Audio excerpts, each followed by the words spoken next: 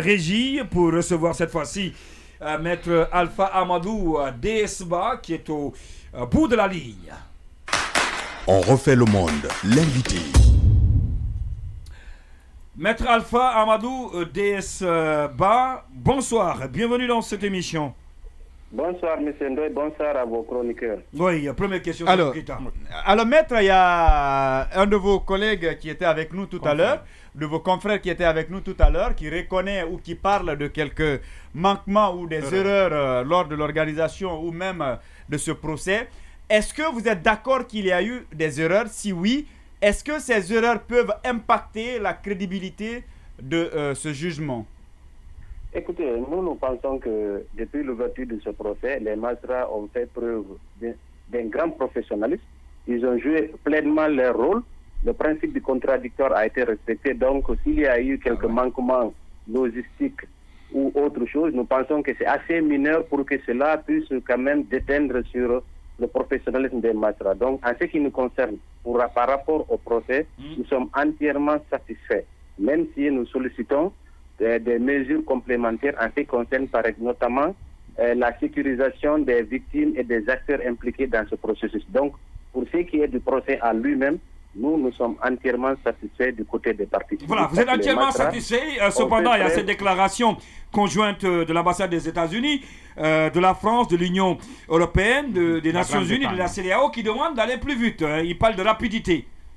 Écoutez, nous pensons que ce n'est pas de loin qu'on doit dicter la conduite d'un procès pénal. Il s'agit d'un procès Ils sont quand même membres du comité d'organisation, hein? Écoutez, ils sont membres du comité, mais ils ne sont pas juges à ce procès. C'est clair. L'indépendance de la justice doit être consacrée. Les juges ont la plénitude dans la conduite des débats. C'est à eux que revient la conduite des débats. Donc, par conséquent, nous saluons l'effort de tout un chacun, mais nous n'accepterons pas qu'un procès soit escamoté sous prétexte qu'il faut aller vite. Ouais, mais le fait de dire qu'il faut aller rapidement, est-ce que Écoutez, ça insinue qu'il faut bâcler le procès? Il y a toujours des victimes qui veulent comparaître pour donner leur version des faits, faire leur récit.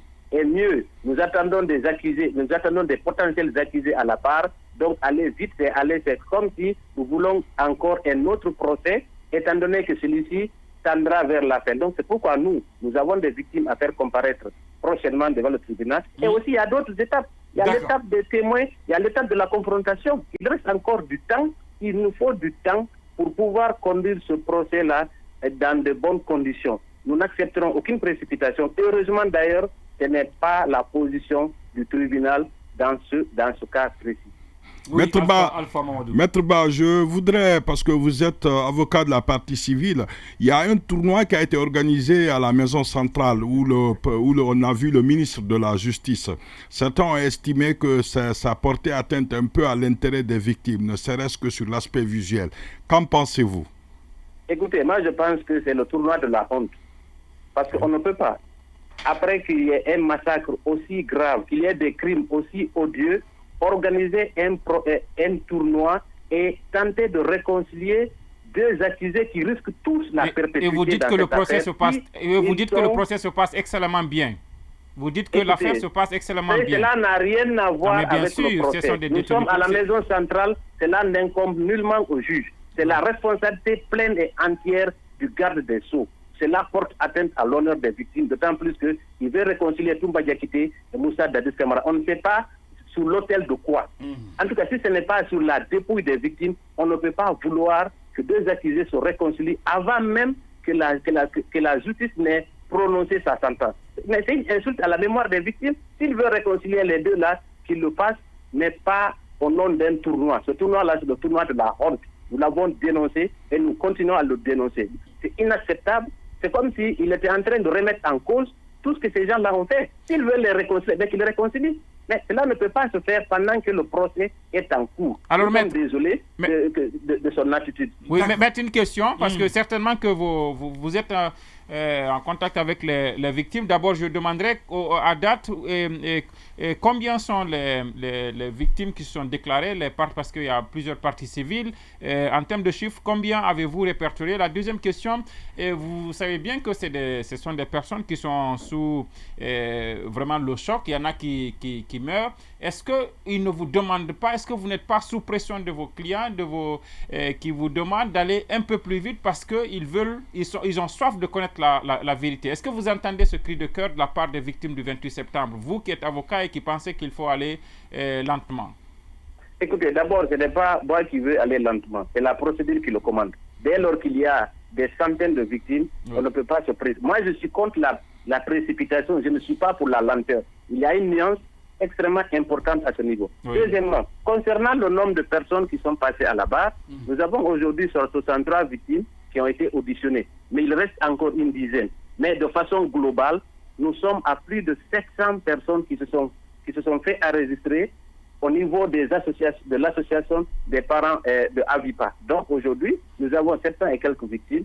Il y a des victimes qui sont venues récemment parce qu'elles se sont rendues compte qu'effectivement, il y a du sérieux et que le procès se tient heureusement publiquement. Et donc, nous pensons que ça peut aller vite. Maintenant, concernant les mandats, encore une fois, nous sommes face à un crime. Maintenant, vous parlez de mandat de dépôt. Vous avez parlé, je vous ai entendu parler que Moussa Dadis Camara a fait 1 an de prison. Mais est-ce que vous savez la peine qu'il encourt? Quelqu'un qui encourt la perpétuité, peut-il se plaindre d'avoir passé 1 année en prison? Je ne pense pas. Mais pour le moment, il n'est pas coupable. Pour le moment, il n'est pas coupable. J'ai dit il encourt la perpétuité. Oui, mais pour parler plus simple, pour le moment, il n'est pas coupable. Nous pensons qu'il sera déclaré coupable à l'issue des débats. D'accord, la question, pas la dernière question. Oui, Maître Alpha Amadou. Vous êtes compris, merci. Oui, la dernière question, allez-y. Ok, vous avez aussi alors certainement entendu ma question à Maître Pépé Koulemou. Le ministre garde des Sceaux a annoncé qu'un terrain d'entente a été trouvé avec les avocats qui auront une prime de 500, une prime qui fera 500 millions. Est-ce que vous êtes au courant et est-ce que vous ne trouvez pas que cela est excessif ou trop cher pour le procès ou pour le contribuable? Écoutez, d'abord, il est question de 39 avocats. Ça, je pense que le ministre aurait dû le préciser. 39 avocats, 500 millions. Et ça, c'est le premier aspect. Est-ce que vous savez combien coûte l'hôtel des magistrats? On parle de 2 milliards par mois. Et ça, depuis le début de ce procès, personne n'en parle. Moi, je pense que c'est salutaire qu'il y ait eu cette entente entre les avocats qui rendent des services publics et qui ont un manque à gagner dans cette affaire. Nous passons 3 jours par semaine à l'audience à cause de ce dossier. Donc, les 500 millions dont on parle, moi je pense qu'on aurait dû quand même préciser qu'il est question de 39 avocats. Donc, ça c'est largement insignifiant par rapport au travail qu'effectuent ces avocats-là pour le rayonnement de la Guinée à travers les prestations dans ce procès. Alors, je pense que c'est le minimum qu'on puisse donner aux avocats aujourd'hui dans le cadre de ce procès. Et nous réjouissons de cet accord parce qu'on ne voudrait pas que l'avenir retienne que c'est à cause des avocats que ce procès-là a été suspendu pendant des mois ou en tout cas qui n'a pas pu reprendre. Donc, raison pour laquelle nous avons été contraints d'accepter cette prime, évidemment par l'entremise du barreau de Guinée que nous avons accepté cette alors Maître, une question, c'est que vous êtes censé reprendre ce procès, mais il y a les magistrats qui étaient en débrayage et qui ont mis fin à ce débrayage aujourd'hui, mais qui pourraient aller en grève désormais les jours à venir. Est-ce que ça vous inquiète? Est-ce que cela pourrait avoir un impact négatif sur le déroulement du procès tel que vous l'auriez voulu? Écoutez, d'abord, c'était une crainte que le débrayage continue. Si vous m'apprenez qu'effectivement, ils ont décidé de lever le mot d'ordre de débrayage, c'est une bonne chose. Mais ils étaient en débrayage, la précision est importante. Il y a une précision qui est importante. Ils estiment être en débrayage. Ce débrayage, c'est fini aujourd'hui, mais ils pourraient, les jours à venir, aller désormais en grève. Vous savez, moi, j'ai envie d'être optimiste dans cette affaire. Dès lors qu'ils ont suspendu le débrayage, donc ce qui signifie, à la date du 3 octobre, il y aura nécessairement la reprise des audiences, donc ça me réjouit davantage. Maintenant, la balle se trouve dans le camp du département et des magistrats qui vont trouver une entente. Et je voudrais préciser que le barreau a joué un grand rôle dans cette affaire et qui a permis de rapprocher les deux parties et qui aboutit maintenant à cet accord, certainement qui a permis de lever ce débrayage. Mais est-ce que c'est pas une volonté de s'attribuer, cette paternité quand même?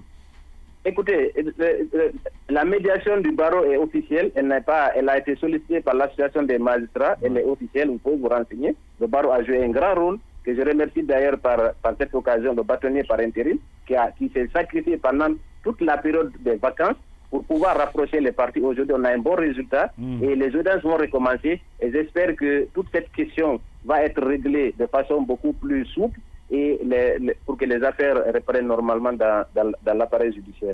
Maître Alpha Amadou Desba, merci d'avoir accepté de répondre à nos questions. Merci à vous.